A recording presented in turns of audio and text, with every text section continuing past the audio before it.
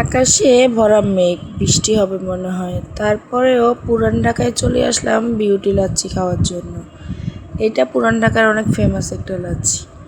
আমরা মোহাম্মদপুর থেকে 200 টাকা রিক্সা ভাড়া দিয়ে বিউটি লাচ্ছি খেতে গিয়েছিলাম নাজিরা বাজারে। লাচ্ছির দাম ছিল 50 টাকা। আমরা যেই সময়টা গিয়েছিলাম ওই সময়টা অনেক মেঘলা ছিল, ওই জন্য মানুষ অনেক কম ছিল।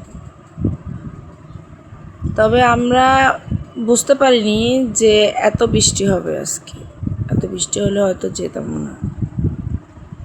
লাচ্ছিটা ওনাদের বানানোই থাকে, জাস্ট ওনারা বোতল থেকে দিয়ে দেয়।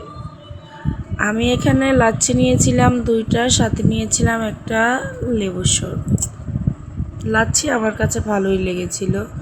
এখানে আরও অনেক আইটেম ছিল, আমরা আসরের পরে যাওয়াতে আর কোনো কিছু খাওয়া হয়নি। লাচ্ছিটা কিন্তু আমার আরিশবাবুও অনেক পছন্দ করে খেয়েছে, আর নিধিমণির তো এমনিতেই আগে থেকে পছন্দ। এই তো আমি ধরেছিলাম আর আমার ছেলে ইষ্ট দিয়ে খাচ্ছিল, মাশাআল্লাহ। আর